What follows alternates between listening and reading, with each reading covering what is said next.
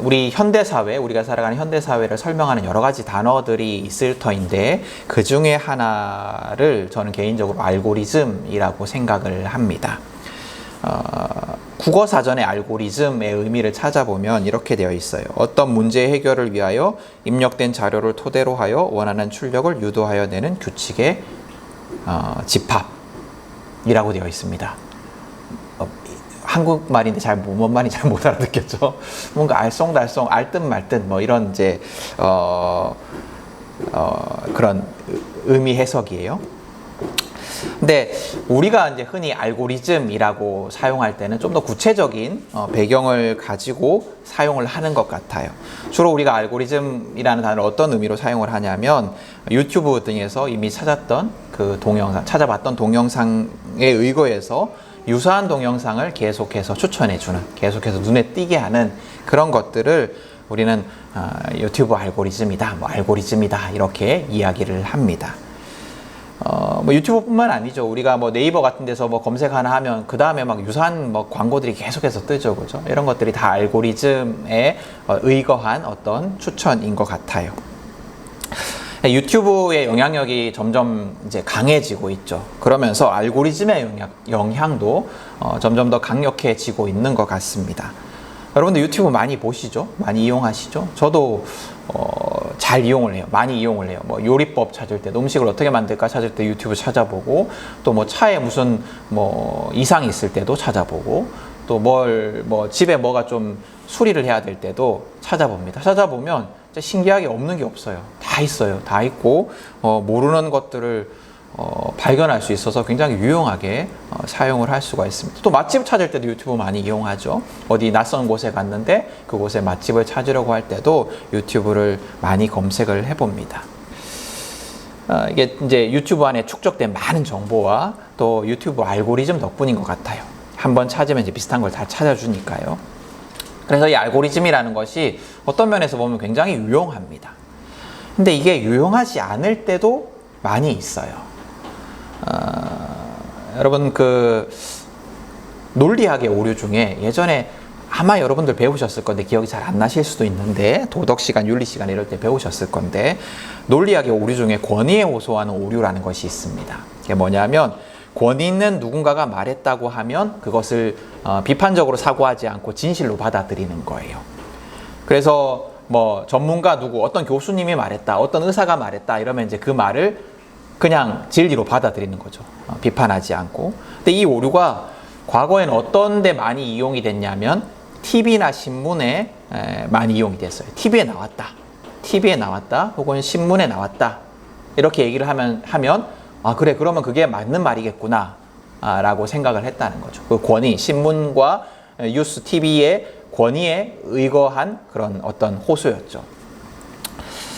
그래서 우리는 그거 TV에 나왔다고 하면 이제 다 끝나는 거예요. 야 이거 TV에 나왔어, 이거 뉴스에 나왔던 거야 이러면 이제 논란이 다 끝나는 거죠. 근데 지금은 그 권위를 유튜브가 가지는 것 같아요. 유튜브에 나왔다라고 하면 그걸 진리로 믿는 사람들이 많아졌다라는 거예요. 근데 여러분 유튜브에는 잘못된 정보들도 굉장히 많이 있습니다. 거짓말을 하는 경우도 많고 부적절한 근거를 갖고 말하는 경우도 많아요. 그리고 한 90%는 진실인데 한 10%가 틀린 것도 많고 굉장히 많습니다. 여러분들 그 기독교 관련해서도 마찬가지예요. 여러분들 뭐 기독교 관련해서 많은 영상들이 있는데 잘못 들어가면 이상한 얘기들을 진리로 받아들일 수도 있고 이단들의 어떤 교리들을 이게 성경의 진리라고 받아들일 수도 있는 그런 위험들도 있습니다. 왜냐하면 영상 제작과 배포의 벽이 굉장히 낮기 때문에 아무나 영상을 만들 수 있거든요. 아무나 쉽게 영상을 만들 수 있고 배포할 수 있기 때문에 그런 일들이 벌어지는 것 같아요. 적어도 공중파나 뭐 신문 같은 데는 그래도 뭔가 이렇게 논리적인 검증을 하려는 시도들이 있잖아요. 근데 유튜브는 그런 것조차 없는 거죠. 그런 유튜브에 권위를 부여한다라면 우리가 굉장히 잘못된 정보를 습득하기 쉽다라는 겁니다. 여러분들도 아마 느끼시겠지만 요즘 우리 한국 사회의 특징 중에 하나는 정치적 양극화예요. 그래서 민주당 지지자, 국민의힘 지지자 가족들끼리 막 엄청나게 싸우죠. 싸우고 막 서로를 악이라고 생각을 하고 우리는 선이라고 생각을 하고 서로 대화조차 하기 싫어하는 그런 양극화가 심해지고 있어요.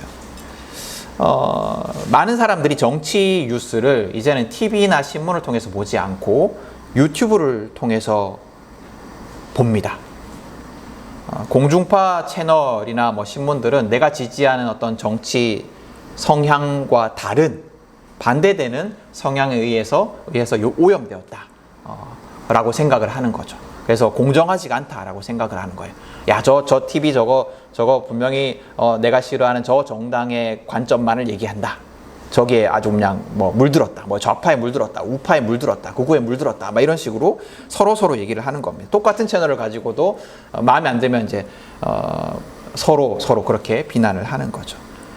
그러면서 내가 지지하는 정치 시각만을, 정치 어떤 성향만을 반영하는 유튜브 채널이 진리라고 생각을 하고 그것만을 계속해서 신뢰하고 또 시청하는 사람들이 많이 늘고 있어요. 그러면 이제 사람들이 유튜브 알고리즘에 따라서 비슷한 정보들을 계속 추천해 줄 거잖아요, 유튜브가. 그러다 보면 이제 이 사람의 성향이 계속해서 그쪽으로 몰입하게 됩니다. 계속해서 이제 그런 얘기만 듣게 되는 거죠. 그래서 점점 더 한쪽 방향으로 사람의 생각이 흘러가게 되어 있는 거죠. 이런 성향, 이런 어떤 현상을 설명하는 단어가 뭐냐면 확증편향이에요. 확증편향. 확증편향이라는 건 뭐냐면 자신의 가치관이나 기존의 신념 혹은 판단 따위와 부합하는 정보에만 주목하고 그 외의 정보는 무시하는 사고방식과 태도. 이걸 이제 확증편향이라고 합니다. 그러니까 내가 옳다라고 생각하는 것과 유사한 정보, 그걸 지지하는 정보는 습득을 하고 다른 정보는 이제 배척한다라는 거죠. 유튜브의 알고리즘이 이런 인간의 확증 편향을 점점 더 공고하게 합니다. 근데 인간은 누구나 확증 편향을 가지고 있어요. 내가 옳다라고 생각하는 것을 이야기해 주는 걸 듣기 좋아해요. 내 생각과 반대되는 이야기는 듣기 싫어해요. 근데 확증 편향을 누구나 다 가지고 있는데 그런 확증 편향적인 성향을 다 가지고 있는데 유튜브 알고리즘은 그걸 더 강화하는 거죠. 계속해서 그런 얘기들을 반복해서 들을 수 있게 되니까요. 그래서 이 확증 편향은 사실은 현대인들만의 특징이 아니에요. 사람은 본래부터 자신의 생각과 판단을 바꾸기를 좋아하지 않습니다. 그리고 이제 이게 나이가 들수록 또 아는 것과 경험하는 것이 많아질수록 더 심해져요. 그래서 나이 드신 분들은 자기 생각을 잘 안 바꾸죠. 고집이 생겨요. 그죠? 누가 뭐라 해도 생각을 바꾸지 않습니다. 아마 이제 여러분들 나이쯤만 돼도, 우리 성민 씨는 좀 덜 하겠지만 여러분들 나이쯤만 돼도 다 이제 자기 생각을 잘 안 바꾸실 거예요. 뭐라 해도 그걸 받아들이지 못합니다. 근데 이게 이런 어떤 확증 편향, 이런 어떤 인간의 고집을 우리가 하나님 앞에서도 부리기 쉽다라는 거예요. 하나님의 가르침에 따라서 나의 기존의 삶을 변화하기를 싫어합니다. 내 생각과 경험과 판단과는 다른 하나님의 가르침을 받아들이려고 하지 않아요. 그런 말씀들을 되게 불편하게 생각을 해요. 그런 말씀들을 들으면 힘들어요. 오늘 성경의 사람들도 그러했습니다. 오늘 성경을 보면 예수님이 자기가 자란 나사렛에 오셔서 안식일에 회당에 들어가십니다. 여러분, 예수님의 고향이 어딘지 다 아시죠? 예수님 고향 어디예요? 예? 이스라엘의 베들레헴이라는 곳이었어요. 베들레헴이라는 곳이었는데 베들레헴이 고향이긴 한데 그곳에 살진 않았습니다. 우리가 잘 알다시피 예수님의 부모가 호적을 등록하기 위해서 자신의 본적지인 베들레헴에 갔었고 그곳에서 출산을 해서 예수가 거기서 태어나긴 했지만 그곳에서 살지는 않았습니다. 본래 부모의 집은 어디였냐면 나사렛이었어요. 나사렛. 그래서 예수에게 고향은 사실은 나사렛과 같았습니다. 태어난 곳만 베들레헴이고 대부분의 그 성장기를 보낸 곳은 나사렛이었어요. 그리고 당시 회당이라는 곳은 유대인 성인 남성이라면 누구나 들어가서 자유롭게 말씀을 나누고 토론하는 장소였다라고 합니다. 우리랑 우리 예배당과도 좀 다른 것 같아요. 우리 예배당에 오면 주로 이제 설교자가 말을 하죠. 주로 제가 말을 하고 여러분들은 주로 들어요. 근데 당시 회당의 어떤 그 예배법은 서로 말씀을 가지고 막 토론하는 그런 방식이었는 것 같아요. 그래서 예수님이 그곳에 들어가셔서 누군가 건네준 이사야의 두루마리에서 말씀을 읽습니다. 우리는 책이라고 하면 이 성경책 이런 책을 생각하지만 이 당시만 해도 이런 책들은 없었고 두루마리에 양피지나 뭐 이런 두루마리 파피루스 두루마리에 쓰여진 그 글 이걸 이제 책이라고 생각을 했습니다. 그래서 거기에서 이제 이사야의 어떤 예언을 적어놓은 두루마리를 전달받고 예수님께서 말씀을 읽습니다. 근데 예수님이 읽은 내용은 뭐 어떤 내용이었냐면 이스라엘의 희년이라는 규정을 떠올리게 하는 말씀이었어요. 희년이라는 게 뭐냐면 하나님이 이제 이스라엘 백성들에게 지켜야 한다라고 주신 어떤 규정들 율법 중에 하나인데요. 하나님이 이스라엘 백성들에게 안식년이라는 걸 주셨어요. 안식년의 규정을 주셨습니다. 이 안식년의 규정은 뭐냐면 땅을 경작을 하는데 6년을 경작을 하고 나면 7년째에는 1년 동안 땅을 경작하지 못하도록 했어요. 그러니까 땅을 쉬도록 했던 거죠. 땅이 이제 지금이야 농사를 지을 때 비료도 넣고 뭐도 넣고 하니까 이제 땅에 그 어떤 기운이 떨어질 일이 없거든요. 영양소가 떨어질 일이 없는데 옛날에는 이렇게 이런 윤작이라고 하는데 쉬고 다른 땅은 경작하고 또 요 땅은 1년 뒤에 또 쉬고 이렇게 하는 윤작을 해서 땅에 어떤 그 영양소를 다시 끌어올리는 그런 농업법이 있었어요. 근데 이스라엘 백성들에게 하나님이 이런 윤작식의 안식년 규정을 주셨습니다. 안식년은 7년마다 반복이 되는 거죠. 근데 이 안식년이 7번 반복된 후에 오는 해를 희년이라고 했습니다. 그래서 희년은 50년마다 오는 거예요. 7에 49 맞죠? 깜짝이야. 77에 49 해가 지나고 그 다음에 50년, 희년은 50년마다 오는 겁니다. 그래서 희년이 되면 어떤 일이 벌어지냐면 하나님이 어떻게 명령을 하셨냐면 희년이 되면 그간에 거래했던 땅들도 모두 주인에게 돌려주고 또 돈이 없어서 노예로 팔려갔던 사람들에게도 자유를 주고 그리고 빚도 다 없애주라고 명령을 하셨습니다. 50년마다 원래의 모습으로 다 회복이 되는 거예요. 굉장히 좋은 규정 같죠? 그죠? 그러니까 50년마다 인생을 새롭게 살아갈 수 있는 거예요. 그간에 실패했던 인생들도 그간에 또 뭐 과도하게 부를 얻었던 인생들도 다시 회복할 수 있는 거죠. 예수님은 자신이 이 희년의 자유와 소망과 회복을 가져다 주는 사람이다라고 가르치십니다. 그래서 이 말을 들은 나사렛 사람들은 기대해요. 우리 반복해서 설교 시간에 많이 들었지만 그 당시 유대 사람들은 로마의 압제 속에 있었고 그 압제는 가혹했습니다. 그래서 많은 사람들이 로마의 수탈로 인해서 극심한 가난과 기아에 시달리고 있었어요. 이스라엘 백성들은 이스라엘 민족은 로마로부터 독립 시도들을 여러 번 했지만 실패하였고 그럼에도 불구하고 사람들은 우리가 독립할 수 있을 것이다 라는 기대를 가지고 있었습니다. 사람들은 지금의 지금의 이 어려운 고통스러운 현실이 리셋이 되는 희년을 기대하고 있었어요. 그런 기대 속에 예수님께서 하신 오늘의 말씀, 이사야서의 말씀은 굉장한 관심을 끄는 말씀이었던 거예요. 그리고 또 사람들은 기대했던 것 같아요. 예수가 누구예요? 나사렛 사람들에게 예수가 누구예요? 우리 마을 사람이잖아요. 내가 잘 아는 사람이잖아요. 우리가 잘 아는 사람, 우리 마을 출신의 사람이 지도자가 된다면, 이스라엘의 지도자가 된다면 여러 가지 좋은 일들이 벌어지지 않겠어요? 그런 것들을 기대했던 것 같아요. 여러분 예전에 이제 이명박 대통령이 대통령 시절에 포항 쪽을 갈 일이 있었는데 뭐 포항에 갔더니만 포항 이제 위쪽으로 그게 뭐 흥해인지 어딘지 모르겠는데 그 위쪽으로 막 도로도 엄청 많이 생기고 택지도 엄청 많이 생기고 아파트도 많이 생기고 막 이러는 거예요. 그래서 뭐 이렇게 공사를 많이 하나 했었는데 사람들 이야기가 이명박 대통령이 돼서 이렇게 생기는 거다 이렇게 얘기를 하더라고요. 이명박 대통령 고향이 일본인데 일본에서 태어났는데 이제 해방 후에 한국에 돌아와서 성장기를 보낸 곳이 포항이었습니다. 대부분의 고등학교까지 다 포항에서 다 자랐죠. 그리고 그 이명박 대통령의 형인 이상득 국회의원 지금은 돌아가신 분인데 고 이상득 국회의원의 지역구가 포항이었어요. 그러니까 이제 사람들이 특별한 인연이 있는 이 지역과 특별한 인연이 있는 사람이 대통령이 되고 또 국회의원이고 하니까 대통령이 형이고 하니까 포항이 발전한다라고 생각하는 것 같았습니다. 우리 다 그렇게 생각하잖아요. 우리 지역 출신의 인물이 대통령이 되면 우리 지역이 발전될 것이다 라고 기대를 하고 그렇게 투표를 하기도 해요. 그죠? 그런 기대를 가지고 있잖아요, 다. 뭐, 이를테면 대구 영남 출신의 대통령이 되면 영남 잘 살 거야.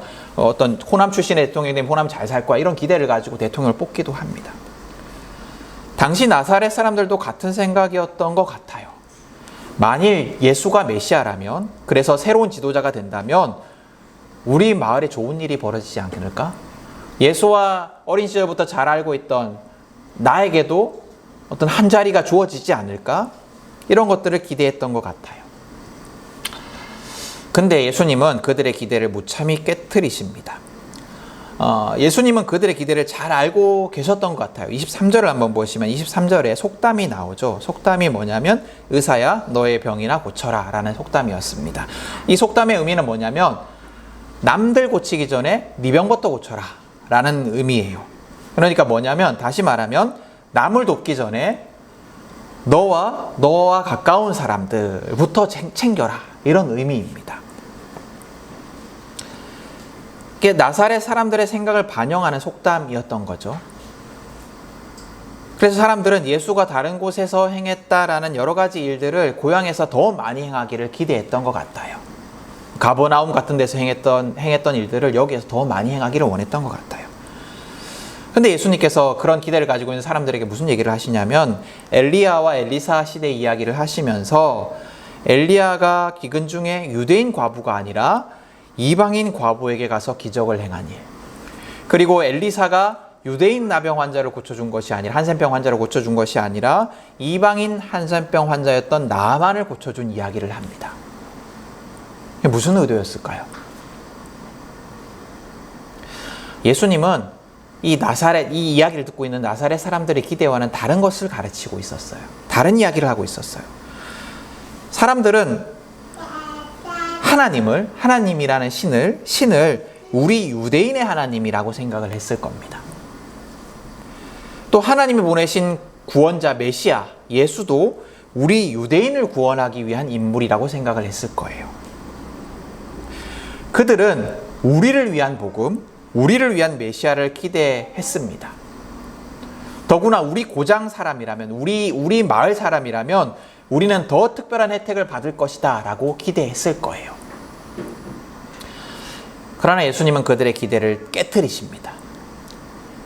예수님이 선포하는 구원은, 그리고 예수님이 선포하는 자유는 우리라는 한계를 넘어서는, 이스라엘이라는 한계를 넘어서는, 유대인이라는 한계를 넘어서는 구원과 자유와 회복이었습니다.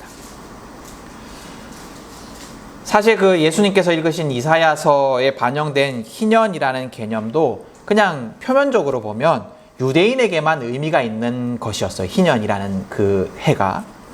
왜냐하면 희년 규정이 어떤 것을 전제로 하냐면 하나님이 각 지파와 가문에 주신 그 땅을 전제로 합니다. 여러분, 우리가 매일 성경에서 여호수아 말씀을 읽고 있는데 여호수아 내용이 뭐예요? 지금 우리가 읽고 있는 내용들이 각 지파마다 땅을 나누어 준 내용이잖아요. 그러니까 이스라엘이 하나님께서 이스라엘에게 가나안 땅을 차지하게 하셔서 각 지파와 각 가문마다 땅을 다 주세요. 그래서 각 지파와 각 가문에는 하나님이 주신 땅들이 다 있었습니다. 희년이라는 건 뭐냐면 이 땅을 회복하는 거예요. 원래 땅을 다 주셨는데 50년 동안 살다 보니까 땅을 팔기도 하고 저당 잡히기도 하고 이렇게 해서 잃었던 사람들에게 다시 그 땅을 돌려주는, 이게 이제 희년이거든요. 그러니까 이스라엘 백성들에게만 의미가 있는 거예요. 땅을 가지고 있는, 하나님 주신 땅을 가지고 있는 이스라엘 백성들에게만 의미가 있는 것이 원래의 희년의 의미예요. 근데 예수님께서는 이 희년의 의미를 확장시키십니다. 유대인의 경계를 넘어서 확장시키세요. 그래서 예수님은 일부러 엘리야와 엘리사가 이방인에게 구원과 치유를 행하신 사건을 이야기하신 겁니다. 자, 그러자 사람들의 반응이 어떻습니까? 사람들은 자신의 생각과 어떤 판단을 바꾸기 싫어한다라고 말씀드렸죠. 그래서 오늘 말씀의 나사렛 사람들도 그랬어요. 자신의 생각을 바꾸는 것이 아니라 자신의 생각과 다른 예수를 거부합니다. 내 생각을 바꾸는 것이 아니라 메시아를 거부해요. 예수님이 진짜 메시아임에도 불구하고 메시아라고 인정하지 않습니다. 거짓 선지자 혹은 사기꾼이라고 생각을 해요. 그래서 화가 나서 예수님을 동네 밖으로 내쫓고, 내쫓을 뿐만 아니라 절벽에서 떨어뜨려 죽이려고 합니다. 예수가 진짜 메시아인지 가짜 메시아인지는 상관이 없었어요. 자기 생각과 다르다. 이게 중요했던 거죠. 여러분, 성경에 기록된, 성경이 가르치는 예수의 복음은, 그리고 하나님의 구원은 우리의 경계를 포기하지 않는 사람들은 절대 받아들일 수 없는 복음입니다. 우리 경계를 포기하는 사람만이 받아들일 수 있는 것이 예수의 복음이에요. 덕분에 우리가 구원을 얻은 거예요. 덕분에 우리도 구원을 얻은 거예요. 경계를 넘어서는 사랑 덕분에, 경계를 넘어서는 복음 덕분에. 우리는 복음에 대해서 심각하게 오해를 하고 있습니다. 또 예수에 대해서도 오해하는 경우들이 많아요. 나의 구원을 위한 분, 예수를 나의 구원을 위한 분, 우리의 구원을 위한 분으로만 이해를 합니다. 믿음의 목적을, 신앙의 목적을 나의 구원이라고 생각을 합니다. 그래서 이기적인 믿음을 가지고 살아가요. 내가 구원받는 게 제일 1순위고 내가 구원받으면 충분하다라고 생각을 하는 그런 이기적인 신앙으로 살아갑니다.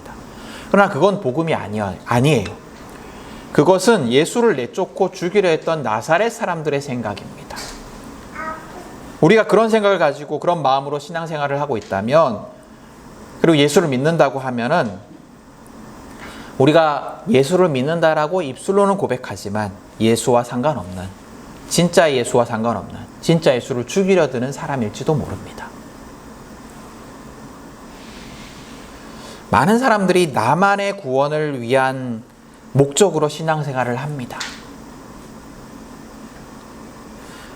우리 가족이, 내가 사랑하는 이들이 이 죄악된 세상에서 탈출하는 티켓을 얻는 것이 신앙생활의 목적이라고 생각을 해요.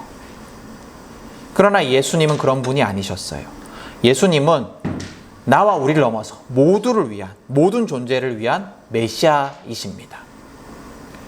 예수님은 우리 속에 갇혀 있는 자들의 벽을 허무시고 모두를 위한 회복과 자유를 가져다 주시는 분이세요.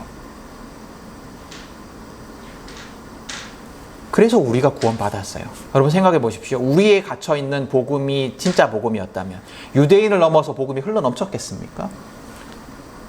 또 나의 구원에만 만족하는 것이 복음이 맞다라고 한다면 바울이 그렇게 복음을 전하러 다녔겠습니까? 그리고 많은 믿음의 선배들이 복음을 전하기 위해서 생명을 버렸겠습니까? 우리나라에 온 그 외국인 선교사들이 알지도 못하는 극동의 땅까지 복음을 가지고 왔겠습니까? 나만의 구원을 위한 것이 바른 믿음이라고 한다면, 복음이라고 한다면 그럴 일이 없겠죠. 만약에 그렇다 한다면 우리가 예수를 알 수 있었겠습니까? 그렇기 때문에 예수를 믿는 사람이라면, 진짜 예수를 믿는 사람이라면 우리가 아니라고 생각하는 존재에 대해서 관심을 기울이고 그들을 받아들이고 사랑하는 사람들이 되어야 합니다. 우리가 아닌 자들을 받아들이는 사람들이 되어야 돼요. 환대하는 사람들이 되어야 돼요. 내게 낯선 존재, 내가 혐오하는 존재, 내가 무관심해하는 존재에 대해서 관심을 기울이고 그들을 우리로 받아들이는, 그들로 놔두지 않고, 타인으로 놔두지 않고 우리로 받아들이는 사람들이 되어야 합니다. 내게 익숙하고 편한 존재와 관계, 또 생각과 판단 속에 갇혀 있어서는 안 돼요. 여러분, 우리의 기존의 복음에 대한 생각과 습관을 바꾸는 것이 쉽지는 않습니다. 오늘 나사렛 사람들처럼 이게 쉽지는 않아요. 우리는 확증 편향을 좋아해요. 우리는 기존의 생각과 같은 이야기를 듣는 걸 좋아합니다. 나와 같은 생각을 가진 사람들과 이야기하기를 좋아해요. 교회에서도 마찬가지예요. 우리는 우리가 익히 알고 있는, 우리가 그것이 진리라고 생각했던 그런 복음에 대한 생각, 진리에 대한 생각과 다른 불편한 설교보다는 이전의 생각과 같은, 기대와 같은, 그래서 복과 평화를 빌어주고 위로와 희망을 주는 설교를 듣기를 좋아합니다. 교회에 와서 말씀을 듣고 불편하기보다는 위로와 평화를 얻기를 원해요. 근데 예수님은 그런 분이 아니셨어요. 예수님은 물론 그런 말씀도 전하셨지만 예수님은 언제나 기존의 생각과 어떤 그 믿음에 도전하셨어요. 그래서 예수님은 늘 분란을 일으키셨어요. 오늘 말씀처럼 사람들의 반대와 분란을 일으키셨습니다. 그렇기 때문에 우리는 예수님을 따라서 우리의 생각과 다른 말씀 앞에서 우리의 생각과 판단을 수정할 수 있어야 합니다. 이것이 하나님을 믿는 믿음에서 매우 중요한 요소예요. 우리의 생각을 바꿀 수 있는 자세. 하나님 앞에 겸손하게 내 생각을 바꿀 수 있어야 해요. 그런 자세가 우리에게 필요해요. 이를 위해서 우리가 가져야 하는 자기 인식이 뭐냐면, 자기 인식이 있는데 그게 뭐냐면 어린아이, 내가 어린아이다 라는 자세입니다. 여러분, 어린아이의 자세가 뭘까요? 우리 아이들 있는데 어린아이 자세라는 게 뭘까요? 예레미야 1장에 보면 하나님이 예레미야를 예언자로 부르시는 장면이 나옵니다. 하나님의 부르심 앞에서 예레미야가 어떻게 대답을 하냐면 이렇게 대답을 합니다. 하나님이 이제 너를 내가 예언자로, 나의 말씀을 전하는 자로 불렀다. 너를 세웠다. 너가 이제 그렇게 해라. 이렇게 얘기를 하니까 예레미야가 이렇게 얘기를 합니다. 아닙니다. 주 나의 하나님, 저는 말을 잘 할 줄 모릅니다. 저는 아직 너무나 어립니다. 예레미야는 자기가 하나님의 말씀을 대언할 능력과 자격이 없다라고 고백을 합니다.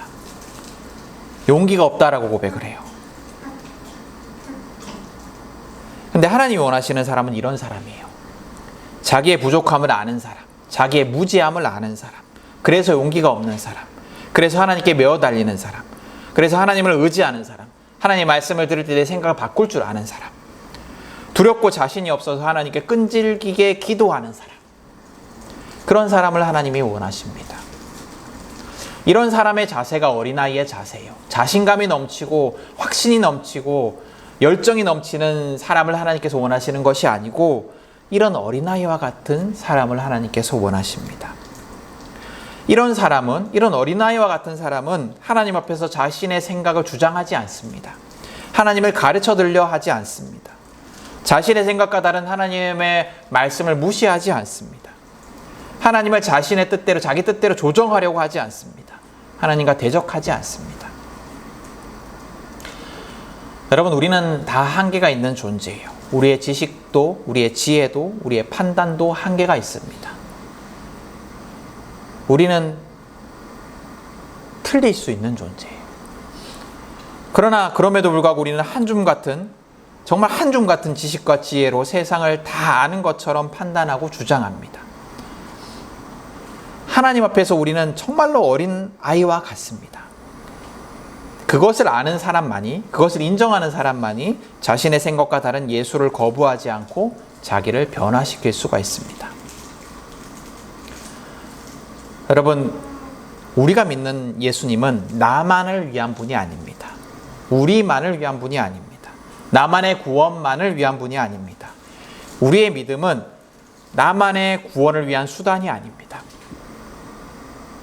예수님은 우리의 경계를 넘어서 우리 밖의 사람들을 나와 같이 생각하기를 원하십니다. 이웃을 사랑하기를 원하십니다. 우리의 구원은 경계를 넘어서는 예수 안에서 주어지는 것입니다. 여러분, 이 가르침 앞에서 그리고 예수 앞에서 어린아이가 되십시오.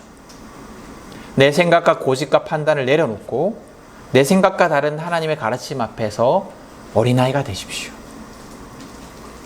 오늘 하나님의 가르침 앞에서, 오늘 이 성경 가르침 앞에서 내 기존의 생각을 변화시키십시오. 우리 밖의 사람들을 받아들이는 복음의 삶이 무엇인지, 경계를 넘어서는 것이 무엇인지, 나만을 위한 구원을 위한 그 믿음이 아닌, 나만을 위한 믿음이 아닌 다른 믿음이 무엇인지 성령의 지혜를 겸손하게 구하십시오. 그것이 무엇인지를 깨닫게 해달라고 성령의 지혜를 구하십시오. 그럴 때 우리는 예수를 더욱더 닮아갈 것입니다. 그럴 때 우리는 예수님과 더 친밀한 사람이 될 것입니다. 포도나무에 붙어있는 가지처럼, 포도나무에 단단히 붙어있는 가지처럼 풍성한 열매를 맺는 사람이 될 것입니다. 여러분, 그 은혜가 우리에게 있기를 소망합니다. 예수 앞에 어린아이와 같은 자가 되어서 예수님을 더욱더 닮아가는, 그래서 우리만을 위한 복음의 경계를 넘어서는 우리 모두가 될 수 있기를 간절히 축복합니다.